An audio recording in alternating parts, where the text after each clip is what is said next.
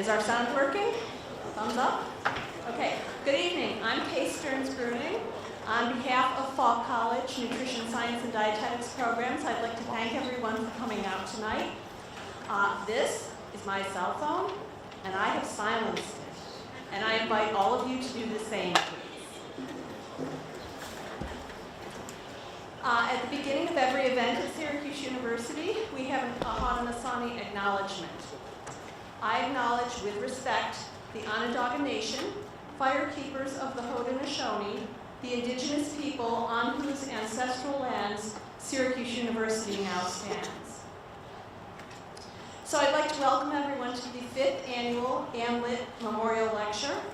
Litt graduated from the SU Nutrition programs in 1975. I met her at our big annual Food and Nutrition Conference in the early 2000s, and she flagged me down. She was at a booth with some of her books at a member product display, and she saw my name badge, which said I was from Syracuse University, and she said, "Oh, I graduated from Syracuse." So we established a relationship, and I learned that she was a registered dietitian with a special interest in sport nutrition. She was the first registered dietitian to be affiliated with an NFL team. She also had an interest in nutrition for child athletes and nutrition for college students, especially in the area of eating disorder prevention. She was an author of several books related to all of those topics, but she also wrote a book for what we now call the Academy of Nutrition and Dietetics on establishing your own private practice. So after I met her, I convinced the then dean to fund her to come to campus as a guest lecturer. So she had been here and visited our classes and gave a guest lecture. After her untimely death, the Litt Foundation has provided the funding for this memorial lecture, which is now in its 5th year. We're very grateful for that. And tonight we have a very special guest. Ann's son is here, Jordan Litt. I'd like to ask him to stand up. We're very grateful to you, Jordan, and to your family.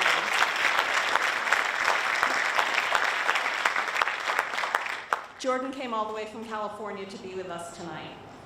And now I'd like to ask my colleague, Dr. Jessica Redmond, to introduce our speaker. Good evening. I would like to echo Dr. Bruning's welcome. It's wonderful to see so many students and members of the Syracuse community who are interested in sports nutrition. I am an assistant professor in the Department of Nutrition and Food Studies, where I teach and do research in the area of sports nutrition. It's really my privilege to introduce our speaker for the 2020 Selkowitz Litt Distinguished Speaker Series, Rob Skinner. Rob is an icon in the field of sports dietetics, having accomplished what no one else has, which is he's hit for the cycle. What do I mean? For those of you that maybe aren't up for that sports reference, well, in baseball, hitting for the cycle is when it's a rare feat when a player hits a single, a double, a triple, and a home run in a single game. And Rob has really done that with his career in sports dietetics. He's worked in collegiate athletics, professional football, the military, and now with the U.S. Olympics. Rob's a Georgia boy at heart and attended the University of Georgia, where he earned a degree in education and participated in Army ROTC.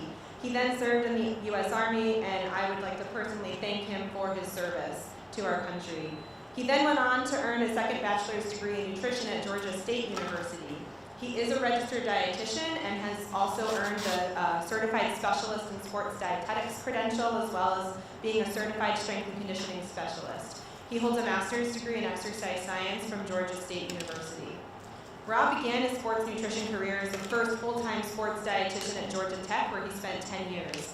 From there, he went to another ACC rival, the University of Virginia, as their director of sports nutrition.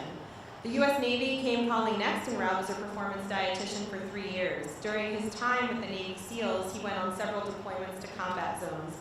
And I'm not really sure that any dietetic internship prepares you for that kind of experience.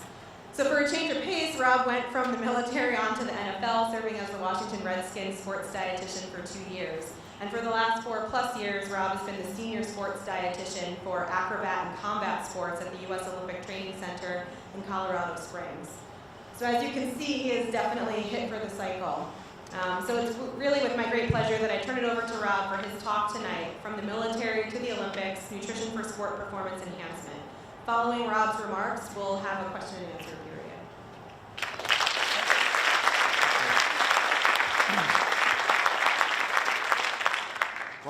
ironically, that's my entire presentation right there.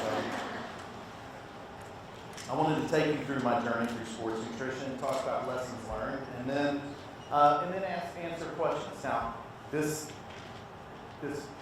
looking at my words here, that freaks me out, just so you know. So, we'll start. Oh, see? Okay, I had one dream as a child, and that was to be a soldier. I wanted to be a soldier. So I went to the University of Georgia. I got the quickest degree I could to become a soldier, and then I became an infantry officer. At that time, it was the only thing I ever wanted to do, and it's the only dream I ever had. And then tragedy struck. And I put a blank screen up here because this is about how I felt when I blew my ACL. Much like athletes, my entire person, my entire worth was wrapped around me being a infantry soldier, a paratrooper, hopefully a ranger. I didn't get to go to ranger school. So I couldn't think of what I wanted to do. And like many athletes who, if any of you, I know some of you are sports management, athletic trainers, dietitians, like many athletes, I gained a lot of weight. I was injured, and I was in a dark place, and I ate myself into happiness, right? And so, I shook that off with the help of my friends, my battle buddies in the Army. I shook that off, and I was like, well, what do I want to do? And I started getting back into shape. I was in pretty good shape, getting back into shape, and then I was losing weight, right? And people came to me and said, hey, how'd you do it? I was like, that's it. I want to be an expert in the field of nutrition. So I made a phone call. I had made one phone call. And I said, how do I become a subject matter expert in the field of nutrition? They said, you have to be a registered dietitian. So I said, well, what does that encompass? They said, don't worry about it. You don't have the prerequisites to get in our program. I said, okay, I could get those, but okay. And then they said, our program's too competitive. You won't make it in. And I was like, all right. And then last, you want to work in sports? There's no jobs. Well, much like the bumblebee that is technically not aerodynamic enough to take flight, I didn't realize that there were no jobs in these fields until this person told me. He was my academic advisor, Bill Beavers. I'll never forget his name. Because once I got into the program, and once I got my job, I went back to him as many times as I could to offer him tickets to any sporting event that I had tickets to, right? But what I would tell you is that there are many people going to tell you, especially the sports dietitians in the room, but it doesn't matter, it applies to everything. There are many people going to tell you that whatever your mission or your plan is, that you can't do it. However, they are the ones that are wrong.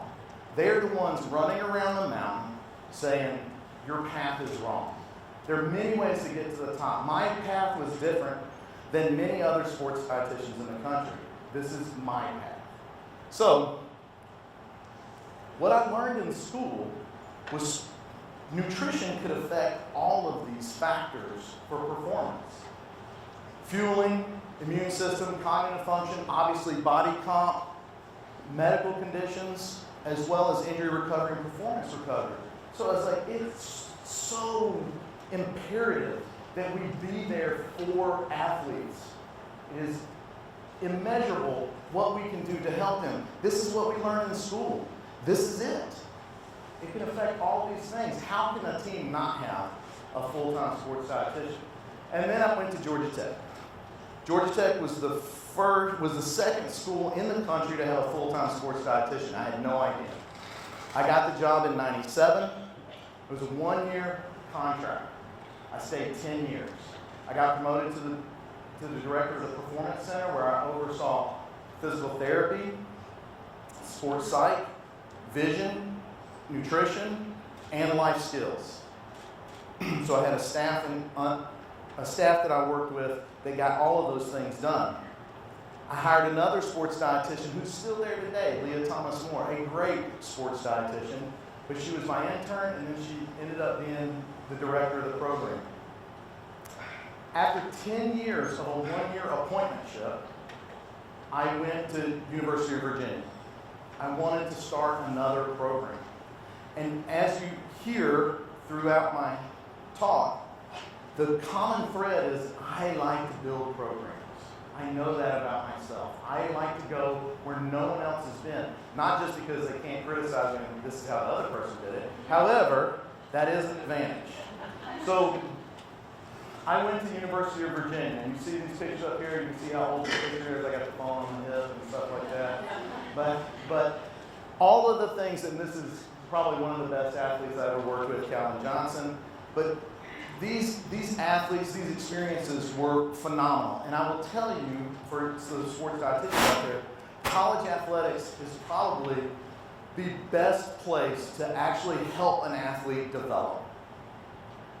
So the model typically is, and I know we have some distinguished college athletes in the room right now, the model typically is coach, strength coach, athletic trainer. It's student athlete centric. If it's not, there's a problem. The student athlete is the primary customer that we deal with.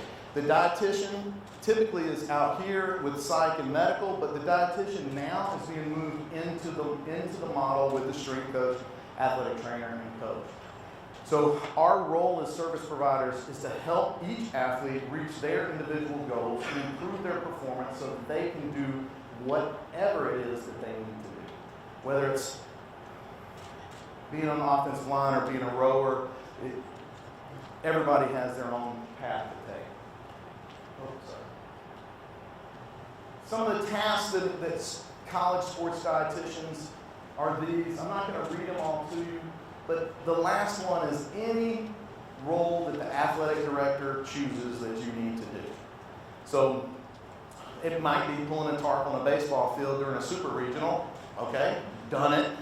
It might be cleaning up the stands, done it. But the one that probably made the most impact on me was our eating disorder management team. So our athletic director, Dave Brain, came to me and said, I want you to lead up our eating disorder management team. And I said, no, I don't want to do that. I said, get a sports psych. And he goes, no, I want you. I said, no, I don't want to do it. Now, this is my boss's boss, and he's actually asking me to do something that's very important. And I was very hesitant because it is a sports psych issue, and we deal with sports psych and nutrition to help with these concerns, but I was not the one to lead it. I said, okay, I will only lead it if you give me an athletic trainer, a doc, a psych, our other RD, and a senior women's administrator. Because I have to have administration support no matter what. I have to have their support. If we're gonna deal with these issues, which are very serious and very hard to broach the subject with athletes, we've got to have administration there. You notice what's not there? A coach. And the reason the coach is not there is sometimes the coach is the problem. Sometimes the coach is the issue that's causing the athletes to have their disordered patterns. So we eliminated the coach. This group of people made the decisions, yes or no, whether athletes got off-site help. Got off-site help when we sent them to in-treatment, whether we could handle it ourselves, whether they played, whether they didn't play, whether they ran, they didn't run. This group made the decisions. So with the support of our athletic director, Dave Brain. So this was probably one of the most impactful projects that I was on at Georgia Tech. Now, every sport was important, but these people had medical needs that we had to take care of. And that's part of the medical nutrition therapy training that sports dietitians get. It's unfortunate, but we have to deal with it. So after 13 and a half years, as Jess was saying, after 13 and a half years, I got a phone call. I got a phone call from a buddy of mine. He was the head strength coach at the Colorado Avalanche. And he said, hey, a buddy of mine is starting a new team to work with SEALs, and he's looking for a dietitian. I'm going to go as a strength coach. Do you want to go as a dietitian? I said yes. Without hesitation, I said yes. My goal was always to serve, and I wanted to serve. And so I went to the Special Operations, Naval Special Operations Unit in SWDG, and we started a program. Now, we patterned it right after all of our experiences in college athletics. It was operator-centric. We had a manager, strength coach, a dietitian, a psych. We had operations because they go all over the world. And we had medical, which was a Navy corpsman, PT, and an ATC. So we're building this model because Admiral McCraven at the time said humans are more important than hardware, and we need to have a tactical athlete program for our operators. The whole goal is to extend their careers and keep them healthy so that they can stay in the fight. We lose $1 million asset every time somebody retires because we put so much money into training. Now, this is my cool guy photo, probably the coolest guy photo I've ever had. This was when I was deployed with the team to Afghanistan. And so this is my know your role story. Every single person on this team knew their role. And everybody executed their role with expertise and precision. So we get to Afghanistan. Our FOB, our forward operating base, there was some trouble. I really didn't know what was going on, but I knew something was going on, right? So apparently someone had run into the front gate and the back gate. It was a coordinated attack. I'm a civilian.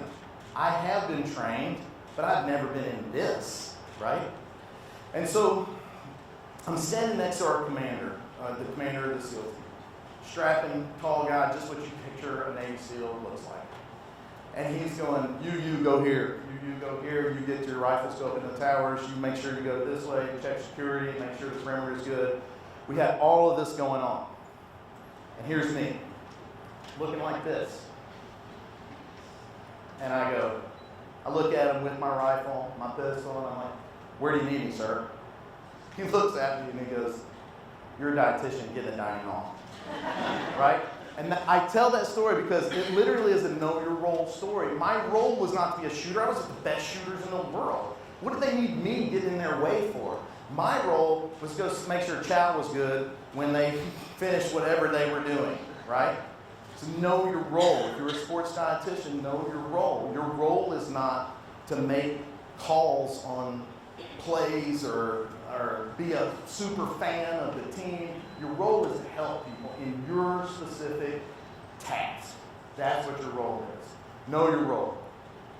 So these are all the units across for special operations. And now, because it's so successful in special operations, it is extended to brigade units like 10th Mountain Division, which we have some people here from the 10th Mountain doing their service for their country. But these are all, it used to be that the United States Olympic Committee, with 5 dietitians, sports dietitians, was the single largest employer of sports dietitians in the country. Now, the United States Army employs, 75, 100? Like there's a lot of dietitians, sports dietitians for special operations now, and with the brigades. So this is an area of sports nutrition that has expanded hugely over the last 10 years. The other thing I'll tell you is, quite frankly, the USOC has stayed with about 5 full-time dietitians. We have contractors, but places like University of Texas have 7. So our role, we were in a development, NSWDG is Naval Special Warfare Development Group. So we were research and research command. So our role was to find, the SEALs' role was to find special tactics, weapons, machines, cool guy stuff you see in the movies. They were doing that. We were trying to find ways to improve the process of selection and training. There's 2 pipelines for selection and training in the SEAL teams. One is BUDS, basic underwater demolition. So we go out, we look at what they're doing physically, take all these measures, and try to figure out how we can improve or how we can predict who would make it through the process. You may or may not know from seeing shows on Discovery or whatever that about 50% of the people who go into BUDS, basic underwater demolition, fail. So we want to increase that number. Well, you can't. You cannot mass produce special operators. That's why they're special, right? What we found physically, physiologically, was that there was no real predictor. And I'll tell you the story after all the surveys that we did and talking to the guys going through buds, one story hit home the most, and it was one of the operators said, when I got to buds, I took all of my regular Navy uniforms and threw them in the dumpster. And his buddy said, hey, you're going to need those if you wash out and go back to the regular Navy. And he goes, I'm not washing out. That right there is the number one factor of success of completion. I've got nothing else to go back to. I am destined to do what I want to do. And I would hope that all of you are the same way. You find what you want to do, and you don't let anything stop you. You're destined to do what you want to do. Now, in the second part, up there at NSWDG, we have selection and training too. You've already been a SEAL for 2 combat deployments. You've been to a regular SEAL team. Now you're going to try out for NSWDG. The number one factor was not physiological again. The number one factor was coachability. If you could be coached. You'd already spent 6-8 years on the regular SEAL teams, and you are trying out for this team. If you stick to your old ways and don't listen to the instructors, you fail. If you listen to the instructors and follow the new way and adapt, you pass. So again, unfortunately for us as physiologists and dietitians, it was not something we could pinpoint. It was more their coachability than it was their physiology. But what a fun time. I got to do a lot of cool stuff there, and at DAMNEC, again, we were Research and Development Command. So our goal was to maintain the operators' health and then elongate their careers. We did all the stuff we do with college athletes. However, this one right here, POC for Nutrition Projects and Research, and Global Impact of Special Operations Forces.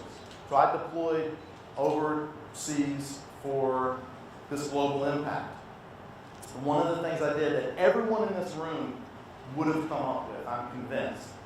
When I got over to Afghanistan, our operators operate at night. They don't operate in the daytime. They wake up at 5 o'clock, 4 or 5 o'clock. They start getting ready for a mission set, and then they go on their mission when it gets dark, and they come back when it's getting light, right? So this is what you see in Call of Duty or any of those other games. So I'm standing there, and I'm like, I go into the dining facility, the DFAC, we call them DFACs. I go into the DFAC, and I'm like, hey, just curious, can we switch breakfast and dinner?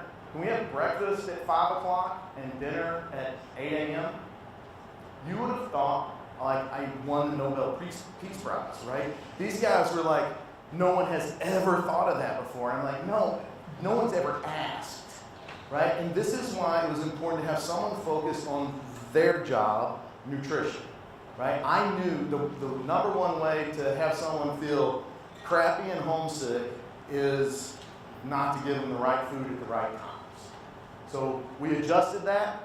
They woke up at 5 o'clock. They had pancakes and eggs instead of steak and potatoes. They were good. Those simple things make a huge difference. And it does with athletes, and it does with operators. So one of the projects I got to work on was this. It's pretty much the bane of military existence is the DFAC, the dining facility. And when I went to go talk about the dining facility that we were going to build on our compound, the SEAL compound, the company that got the contract said, we built hundreds of dining facilities, and here's how it's going to look. It's a square box. It's got a line here. It's got your fast food line over here, pizza, hamburgers, tater tots. You've got your line here. You go through with the tray. They slot food on your tray, and that's what it is. Luckily for me, I had, and this is very important for sports dietitians out there, I had buy-in from the operators. It's operator-centric. We want the operator to make the call, just like we want student athletes to have input in what they're doing or what we're doing with them. So I had senior chief, remain nameless, I don't know if he's still operating. We had a senior chief there with his uniform, with all his hero ribbons on and his trident, and I looked at him and I said, Senior Chief, is that what you want?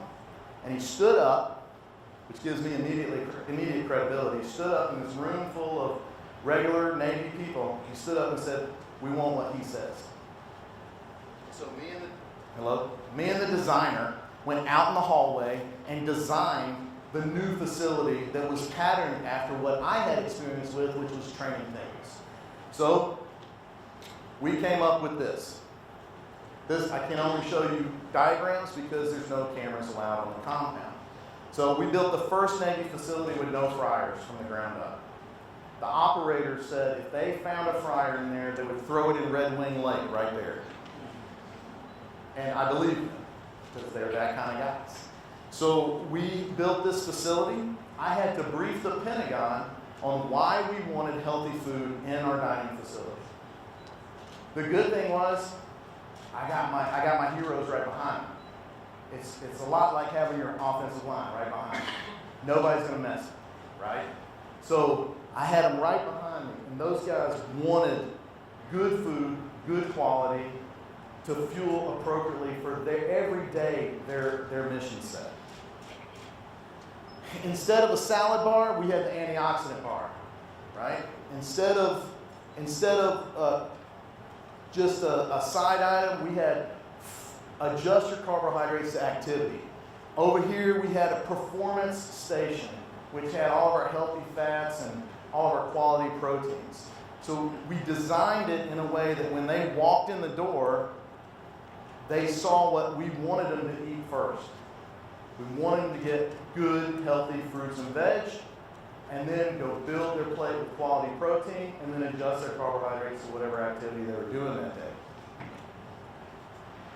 The only issue with working in tactical, when I told a senior chief, and I will say hero, I worked with 2 Congressional Medal of Honor winners.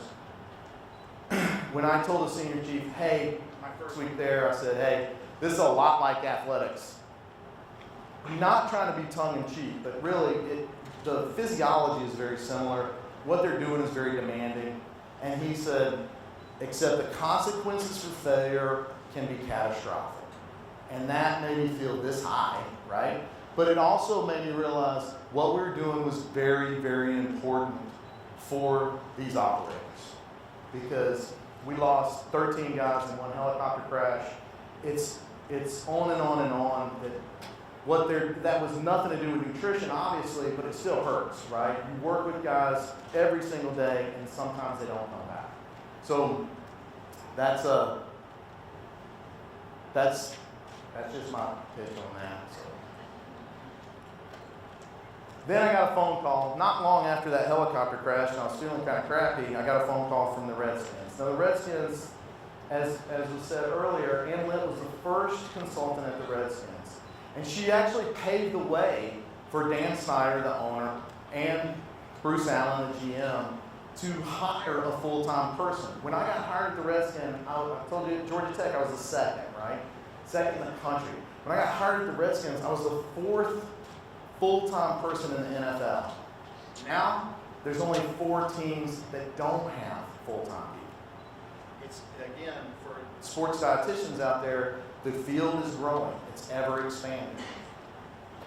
It's very similar to the college model. However, sports science is being very much influenced by the military and Olympic, and I'll show you some of our sports science stuff.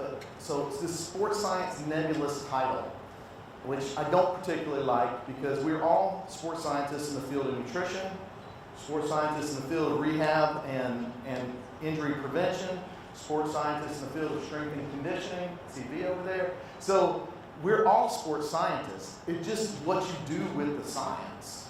And so, anyway, a big factor in the NFL is talent acquisition, meaning drafting free agents, as well as you have to understand it is a big business. Every single person at an NFL team wants to add value to the owner, the GM, and the head coach. So sometimes that creates silos. I don't want to tell them what I'm doing because I want to get credit for that. And that's okay, but it doesn't work. It doesn't make a functioning team. Okay? You can't worry about credit if you want to have a fully functioning team. And you can't have anyone else on your team worried about credit. Everyone takes credit, everyone takes blame. The team wins, the team loses. Everyone on the team wins, everyone on the team loses. It's not, he did this, she did that, whatever. So the Redskins were pretty interesting. This is the head chef, John Matheson, and Connor McGuire, and that strapping young goatee man is me. And we had a great system. And I know everywhere can't be like this. Unlimited budget. Unlimited budget. We were making Kobe beef hamburgers, like unlimited budget. We're grounding up steaks. We got this dining facility. This used to be a basketball court until a first-round draft pick blew his ACL out that year. And then Mr. Schneider said, that's it, no basketball court, we're going to make a dining facility. And he made a really great dining facility. Open kitchen all the way to the front to the back. We made all our own pasta. We made our own pizzas, had our own pizza dough. We had foods. Yeah, smoothie steak. We had foods like this ready for the players as soon as they got off the field. When they got off the field, we had food ready for them. This is actually a women's luncheon for the owner's wife, but same type of food. Salmon, steak, great fish. I never knew football players ate so much fish until I got to the Redskins. It was a phenomenal environment. But we didn't win it. And not that I didn't get fired, luckily. And they actually hired another dietitian to take my place, Jake Sakel, who's there now. And he didn't get fired with the coaching change. But the thing with pro sports is it's very volatile. Coaches come, coaches go. I came with Coach Shanahan. I left after Coach Drew was there. I left in about a year and a half. But I left because I got an opportunity to go to the next thing. I had a friend call me up and say, hey, do you want to work at the Olympics? And I've been very fortunate. I believe in you got to network to get work, and I network a lot. And I've let people know exactly what I want to do, what my dreams are, so that if they can help me, typically they will. And so I had a friend call me up and say, hey, do you want to work in the Olympics? Acrobat combat sports, you'd be perfect for this role. You get to travel the world. They weren't kidding. I've been to 41 different countries. Most of the ones you don't want to go to. Not that they're bad, but like nobody goes to Kazakhstan on vacation. Like you don't just run off for the weekend to Azerbaijan, right? These are places I never knew existed, quite frankly. Like my geography was terrible. I've learned a lot more about it. But this is me at the Olympics. One of our athletes dared me not to shave until the Olympics were over, or until she won her gold medal. She won her gold medal. So anyway. But I work with acrobat and combat sports. And this is the way we split it up in the Olympic community.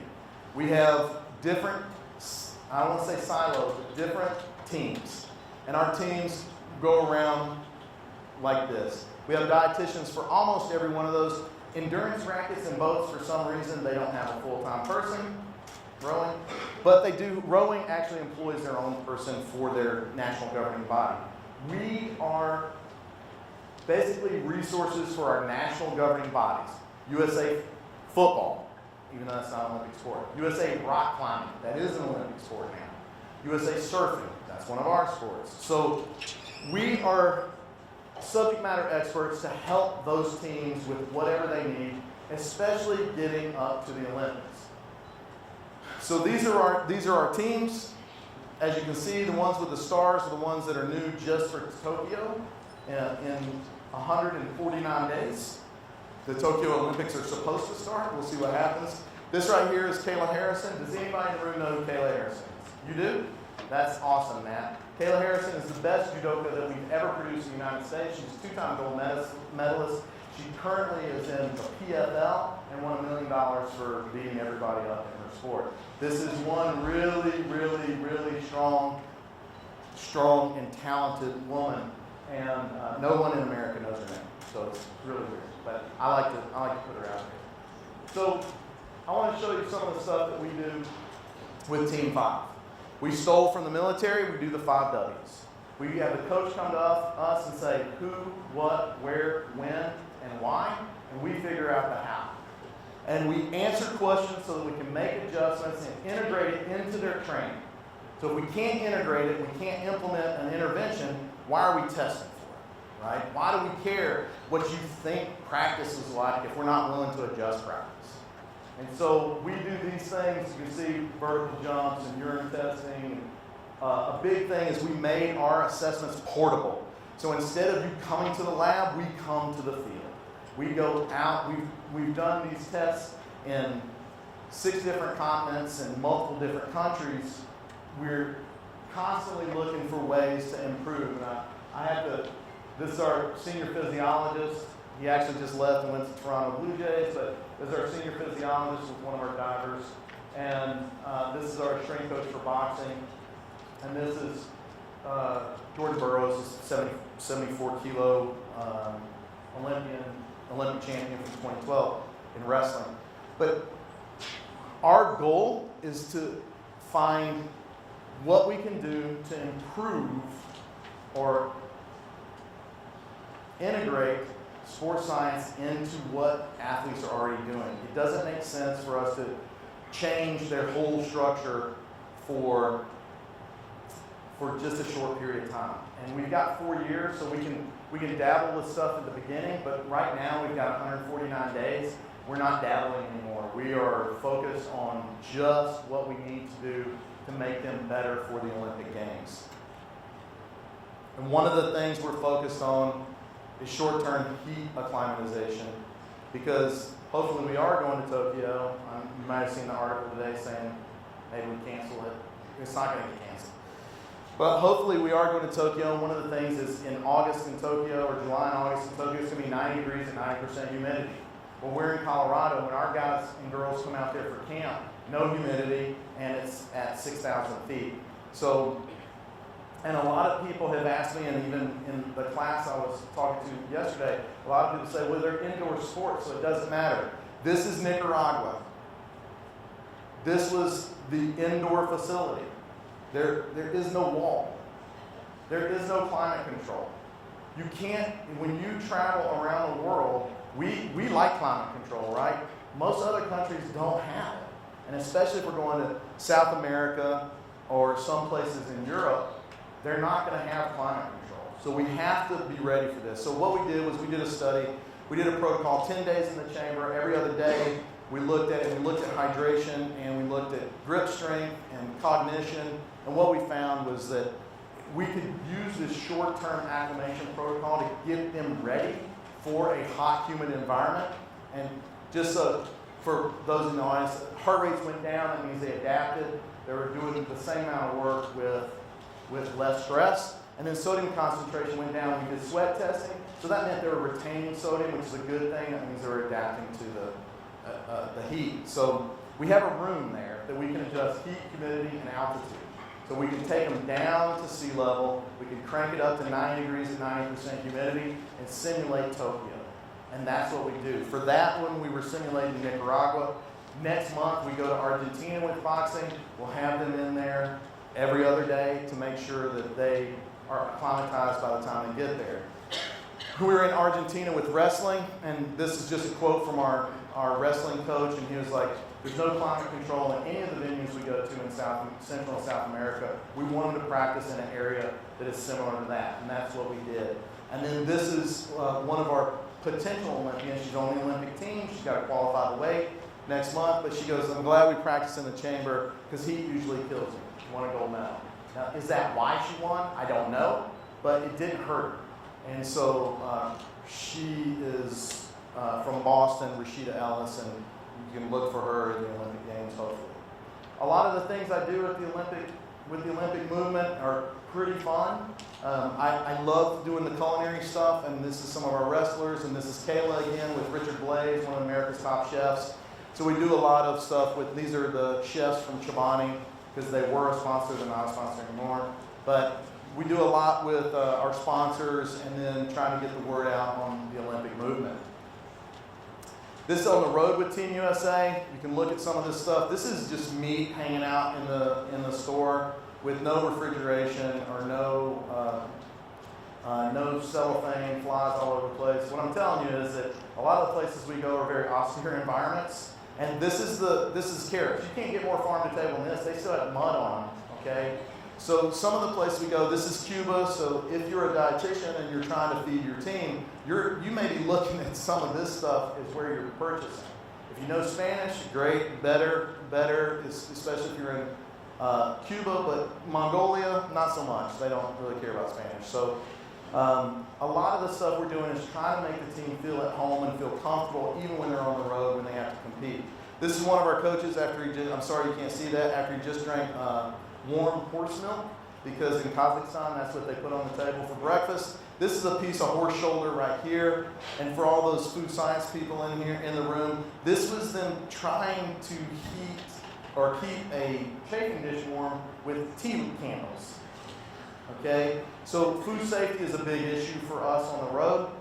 This is actually a setup in my room in India because the food in the hotel was making every team sick. So what we did was we created a station so we could do omelets and grilled cheese sandwiches and whatever we could to get them. So I tell people all the time, you do the best with what you have where you're at. Because in Kazakhstan, it might not be that great.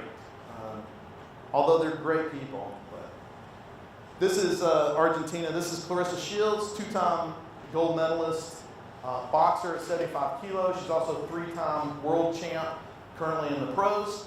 But we go the extra mile. We set up a training table in a restaurant near our hotel. So we can negotiate with the owner, get a good price, and get them the food that they need before they compete to qualify for the Olympics. I typically carry about 70 to 140 pounds of food with me. So 2 big bags, doing the bag drag with all the food. I have my clothes on my back. I wear hardly nothing. And then we carry all of this stuff so that we can make sure they have what they need. And then at the Olympic Games, this is cut off too, but this is getting an in-briefing from the dietitians. We give a safety briefing on food safety and things. This is Rio. Food safety, where to get your food, what's going on, how to negotiate or navigate the cafeteria. These are all the stuff that we pack and ship with us. We ship pallets and pallets of food and sports product with us. It's not very easy because every country has different regulations on what you can let in. They did not let Chobani in because they didn't let Chobani in for about 6 weeks. Well, about halfway through the Olympics we got Chobani.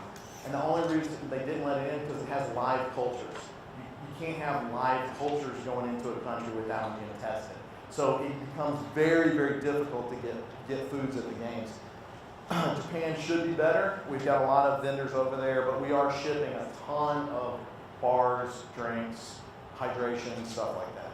This is the cafeteria for the Olympics in Rio. Looks really nice, right? Really big, really open. It's kind of a tent structure. But when you looked at it, they were so unprepared to feed the mass amount of athletes that came in. Foods ran out. This was labeled minestrone. I've never seen yellow minestrone. This was pumpkin bread without gluten-free. There was obviously a language issue.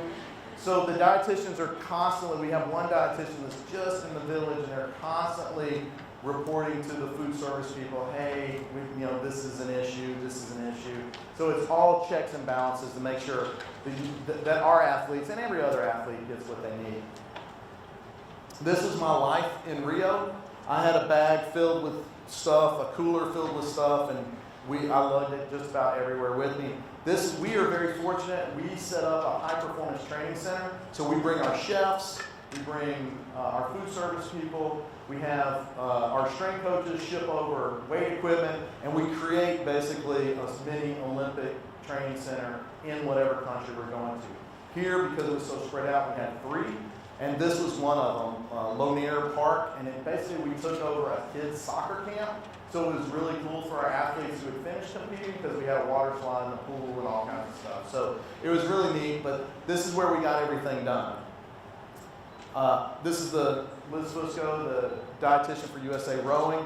While my judo athletes were up there, I made sure that they didn't cause a problem with her, and I made all the stuff for them as they were driving an hour each way to practice. and then grocery store shopping, and then this is our supplies for the day. I'd go over to our high performance training center. The chefs would give me everything they need. We'd make sure that the athletes had it. We'd go back. And then we'd set up what you guys have a great fueling station Dee showed me today, but we set up this up for post weigh-in recovery. And post weigh-in recovery is super important. And if you say, as a dietitian, if you say you're going to be there, you got to be there. And so that young lady who was drinking the Powerade right there, me and my intern ran for 2 miles to get to her right as she weighed in, because the ops guy for wrestling calls me and says, "You're not here," and she's freaking out. And I'm sweating, I'm running, I get there, and she goes, "I knew you would be here, no problem." All right? So that's the trust factor you got to build with your athletes. So you say you're going to do it, you do it, period. Meredith is now at University of Washington as the assistant sports dietitian there, but she helped a lot in Rio. And then lastly about the Olympics, it is a great opportunity for travel. I travel about over 160 days a year. About 6 months a year I'm on the road. I'm about to take 2 trips, one to Ottawa and then back to 4 days home, and then Argentina for 3 weeks. So this is Mongolia, but it's a great place to see. It's a great way to see new environments and different cultures. The future directions of sports dietetics, as well as strength conditioning and athletic training, is the high performance team. The military's doing it, but this I want to highlight this is the pro sports are doing it. Everybody should be doing it, but I want to highlight collaboration, innovation, and superior results. That's what we're looking for. Collaboration, innovation, and superior results. You can't get that by yourself. You have to have a team of people with you. If you don't have a team of people with you, build a team. Build your support. And I don't care what you're doing, you've got to have collaboration, innovation, and superior. And that will lead to superior results. So I want to talk about the good and the grind. The good in college athletics is you truly help develop athletes. You've got a wide margin of growth and development. The grind is the academic year is long. You have back-to-back teams going, preseasons, postseasons. It gets to be kind of a drag. The hours are very, very long. So I hope if you're student athletes in here, you realize that those staff members that are working 11, 12, 13 hours a day. I know you guys work hard too. That's not the issue. But those staff members and coaches, they're working a lot. Tactical, you get the good is you get a service to your country, and you have fixed hours. I work 8 to 5. Unless I was deployed, I worked 8 to 5. Fixed hours. No weekends. Kind of cool. Unless I was deployed. Tactical, the consequences of failure. You go to way too many funerals in the tactical round, or at least I do. Hope you don't have to. Professional sports, you got a smaller number of athletes, which gets to more individualization, and your budget's pretty good, like unlimited. At least it was the Redskins for food. It wasn't for everything. The grind is long days in the season. Long days during the season, like 7 days a week, 10 to 12-hour days, and it's highly volatile. This year we had the first NFL coaching staff got fired. For the first time, the coaching staff got fired, so did the dietitian. First time it's happened. So high risk, high reward. Olympic sports, the great part is you get to help people reach their ultimate dream of competing in the Olympic Games. Hopefully winning a medal too, but competing in the Olympic Games. The grind, the travel. If you have a significant other like I do, and who told me tonight that you should tell them you have the most understanding wife in the entire world, which I do. The travel is a grind. I mean, in the last 5 years, I've seen my wife only 2.5 of those years, right? If I travel 6 months. So it gets to be kind of a grind. Everything is good and bad. Overall, my life has been pretty good. So I wanted to thank you guys for being here. This has been phenomenal. I've had a great couple of days here. You guys have treated me like a rock star, really. I don't know what I'm going to do when I go back and people treat me like normal. But I want you to, if you can, I'd like you to support our Olympic athletes. You don't have to support them with financial. Most people don't know that we get no money from the government, that it's all donations and sponsorships. I don't want you to send in money. I want you to watch. If we get watchers on TV, if we get people watching the games, that leads to better revenue for us. So the 24th through August 9th is the games in Tokyo. This is my email address. All of you in here, you feel free to email me. Just remind me that it was here and whatever your question is. And then on Instagram, my personal account's Fueling Athletes. Feel free to look at what I'm doing in the world. And then our Team V, Team 5 Sports Performance, you can look at what we're doing with our research and stuff like that. So, that being said, I am completely open for Stump the Chump. Any questions you have, send them my way, and we'll get started. Thank you.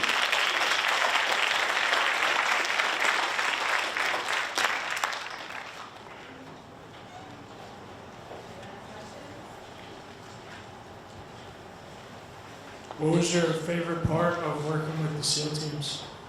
The question was, what is my favorite part of working with the SEAL teams? And one was, I do feel a strong duty for service to country. But one is, these guys are very internally motivated. You definitely don't want to ever tell a SEAL they can't do something, because they will do everything in their power to prove you wrong. So their internal motivation is very good. Now, did they all follow my advice? No, not at all. Not at all. I had the first day I was there, a real grizzly senior chief, and that's a pretty high enlisted guy. The senior chief walks in and he goes, all right, I smoke, I drink, I exercise too much. Here's what I eat. What are you going to do for me? It looks like you got it. Oh, he said, I'm not changing. I said, hey, you're good. Sometimes you can't change people, right? You can't, no matter how much education you have, no matter how much knowledge in the field you have, if a person's not willing to try to change, you can't change it. So, but this guy, I'll never forget him. This guy was like, hey, I'm not going to change anything I do, and here's what I eat. So I looked at what he eats, and I was like, this is really good. What you eat is really good. That's probably the only reason you're still alive. You're smoking and drinking and over-exercise, that's going to kill you. But this is pretty good. So, but yeah, they're very internally motivated. Now, there's a lot of athletes out there, and sorry guys, I keep pointing to you guys, like, I've worked with football a long time, but there's a lot of athletes out there that are very internally motivated too. I'm not saying they're not, but for those guys, it's to an extreme. Like, it really is very impressive. The stuff they do is very impressive. What else? I had a question about if you're familiar with any research of the Keto Diet for military, or your opinion, military or sports nutrition? Okay, yeah. So, I actually use ketotic diets strategically for weight loss with weight control sports. Okay, so, and I think that's an appropriate way to use them. Ketotic diets for long-term performance don't seem to work. Now, for weight loss, they work. Okay, so if somebody's got military, if they've got to lose weight for a PFT or whatever, they can do it. I would be hesitant to give somebody a ketogenic diet that was going into combat for my own personal fear that at some point they wouldn't have enough carbohydrate to sprint to cover. Right? So I use them strategically for specific individuals, for weight loss to get down to competition weight, but I don't use them long term. And what we know, some of the research shows that 7 to 10 days of a ketotic diet, a truly ketotic diet, doesn't impair performance, and actually we know we can push their carbohydrate, their glycogen stores up after, but I don't recommend it for long term for chronic use. Hey Rob, I just wanted to know what percentage of your athletes follow a vegan or some form of plant-based diet, and how that affects your life on the road and normally. It makes it a really, I said I wouldn't swear, a pain in my rear on the road, because if you go to Kazakhstan, but okay, I've had this question a lot over the last couple of days. We don't have a lot of people following vegan. We do have some following vegetarian. Vegan is a full-time job. It's a full-time job to be a vegan. You have to look at everything. I myself went vegan January through March of last year. Actually, January 1st through March 17th, St. Patty's Day. I went vegan because I wanted to feel it, and especially when we traveled. And so in Bulgaria, all I had to eat was carrots and beets. You know how miserable it is to eat carrots and beets for 7 days? It's miserable. So, but luckily the boxers gave me all their beets because they're not going to eat them. So I had plenty to eat. It was just not a variety. We don't have a lot of vegan athletes. I know Game Changers came out, and I still call it a mockumentary. It's not a documentary. It's a mockumentary. There's so many fallacies in that show that that UFC and USA Cycling both had to put out a statement saying we don't condone this.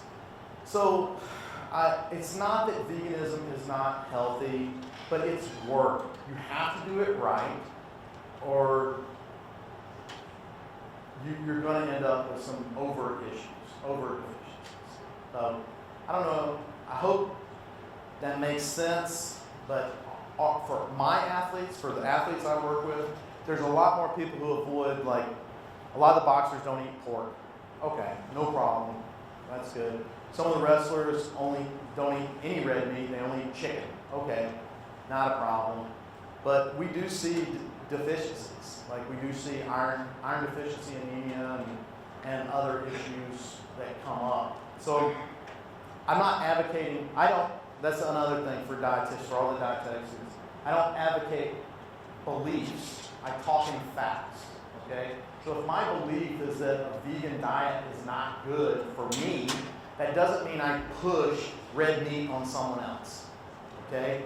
I've seen a lot of dietitians do this. They go gluten-free or whatever, and then they go, everybody should be gluten-free. That's not true. And you should not. You should only use evidence-based nutrition to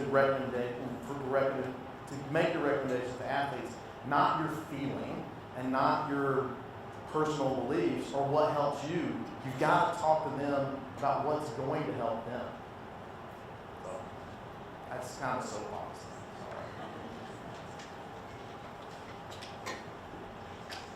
What resources would you recommend to maybe a non-nutrition professional, someone who just wanted to learn a little more about sports nutrition, eating healthy as an athlete, that's very, in layman's terms and just good, solid, basic information?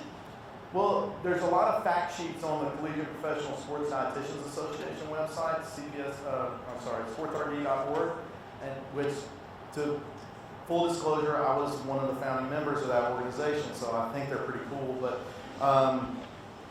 But CPSDA has a lot of fact sheets, like on hydration and vitamins and minerals. You can go there and print them off, you can use them.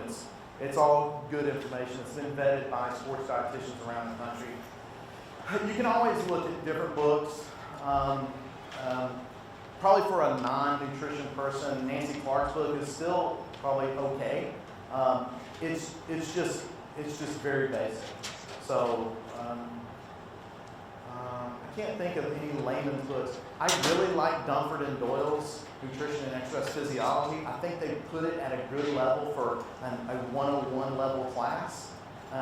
He was also my thesis advisor at Georgia State, Dr. Andy Doyle. So I think he's got a really good, take on things. But I haven't read any layman books lately, so I don't know. If any of you guys have any, please throw them out there. I think we've got time for one or two more questions. Anybody has?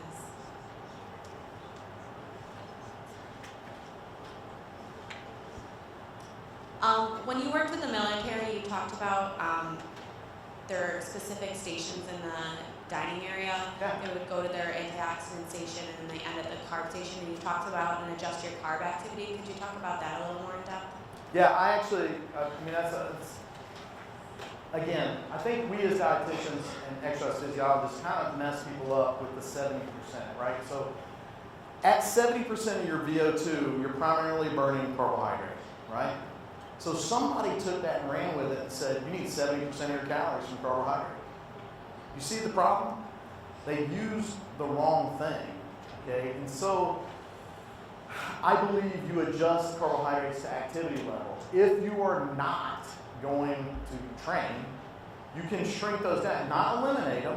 I'm not saying eliminate them at all, right? Not eliminate, adjust down, okay? It's like if you filled your tank and put your car in the garage and didn't use it all week, do you have to go fill your tank again? No, it's still full. It's still just been sitting there. So it's the same with your activity level. You reduce your carbohydrates compared to what you're doing. And the way we do that at the Olympic Training Center, and you can find it on teamusa.org, is we have like picto charts on our cafeteria of how an athlete should build their plate for a easy, medium, or hard day. And basically what you do is you adjust total starch intake or carbohydrate intake. Okay? So that's what I mean by adjusting. I believe that is true for everybody. Carbohydrates are great sources of nutrition. However, they're easy, they're cheap, and it's easy to overeat them, right? They're easy to cook, they're cheap, and we tend to overeat. A pasta serving is like this much, nobody eats that, right? So we all tend to overeat carbohydrates at times, or starches at times. I don't even like to say carbohydrates because fruit and veg are still carbohydrates, but starches is what we're talking about. And that's what I would have in the training table there. Ironically, we built the training table, we opened it for the first day down at the SEAL Command. I had lunch there, and the next day I left for the Redskins. So at least I got to see the project complete. Any other questions, comments, concerns? Yes, sir. Oh, yes, sir. How difficult for you was it to get a job, and what do you recommend for someone that's looking into becoming a sports dietitian? Yeah, so the question is, how difficult was it for me to get a job? I didn't know there weren't any jobs, so I just thought everybody had them. So I didn't know it was difficult. Like, I went and worked hard, and they said, hey, you're a hard worker, why don't you stay? And I originally said, no, I don't want to work here. I want to go get my PhD. And I still haven't done that, but I said, I want to go get my PhD. I don't want this job in sports, one of the only two in the country. I don't want this. So I go home, and I call my brother, who is a PhD, and I was like, hey, can you believe these guys? They offered me a job. And he's like, well, what do you want to do with your PhD? I'm like, I don't know, sports nutrition. He goes, hey, idiot, they're offering you the job you want without a PhD. Go take the job and worry about that later. And he was right. Like I had the opportunity. So it's not as hard as it used to be. Teams believe in nutrition now. I think I was telling your class or somebody, I can't remember who I talked to, but I've had 2 NFL teams call me in the last week. They're hiring full-time people. I had 1 Major League Baseball team call me last week. They're hiring full-time people. Their jobs are out there for sports dietetics. Now, as far as getting the job, a lot of sports is a trust factor. Coaches have to trust you, or they have to trust someone who trusts you. So I say it all the time, you got to network to get work. So you have to have conversations with strength coaches, you have to have conversations with athletic trainers. These are your best friends. These people will probably be hiring your position. If it's not the general manager or the AD, it's going to be the strength coach or the athletic trainer. You want to be part of their team. And it's just good to be part of the team anyway. But I would say my recommendation for young sports dietitians is look at sportsrd.org, look at the conference, look at everything that CPSDA offers. I know you can look at the academy and look at SCAN as well, but the people who go to the CPSDA conference are the people who are hiring. So if you go to that conference, I think it's in May, if you go to that conference, you're going to meet a bunch of people, I hate to say like me, they're not like me, they're better than me. They're very outgoing, very single-minded. Everyone is a collective, is out there to improve performance. So it's a very unique conference, a very unique group to be a part of. There's only about 1,500 members. We started with 8. There's only about 1,500 members, but it's a good place to go. So I would say network, obviously. Write down your goals. Write down what you want to do. I have the magic whiteboard at home. I write down what I want to do. I want to go to the Falcons. That's what I'm from Atlanta. I want to work at the Falcons. They called last week, right? I write it on my magic whiteboard. Sooner or later, it comes true, right? I wrote on my magic whiteboard, I want to work with the SEALs. It came true. I want to work with the Olympics. It came true. Get your own magic whiteboard. It doesn't have to be a board, but it could be a journal. But write your goals down, and somewhere subconsciously, you will drive toward those goals. I'm convinced of it.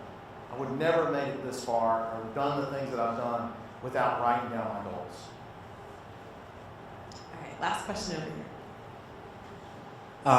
When you talked about the sport performance teams that you're seeing more organizations, the military use, could you talk about sort of the non-dietetics specialization that you've got, the strength conditioning, the exercise physiology background, and the role that plays in being a dietitian? Yeah, sure. So I'm a certified exercise physiologist with the American College of Sports Medicine. I'm a certified strength conditioning specialist with NSCA, National Strength Conditioning Association. I never got the exercise physiology, I got that to do that job. Like I wanted to be in exercise physiology.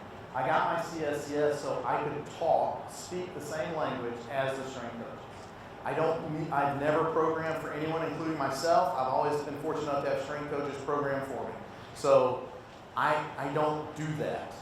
What I do is I look at their program and go, hey, why do you do this and why do you do that? And that way, we're on the same page. We're synergistic, right? We're stronger together than we ever are apart.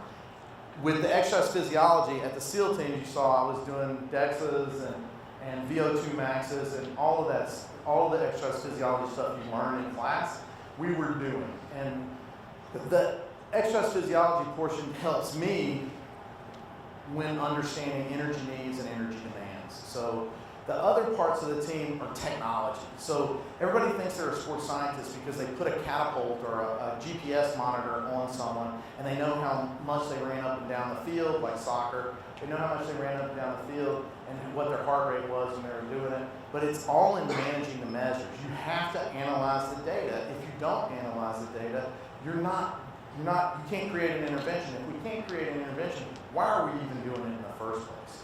So my team's opinion of testing is when we test, we have to create an intervention. And it has to be, just because it's optimal, like it's optimal for me to take all those offensive linemen, put them on a Wingate test and look at their anaerobic threshold.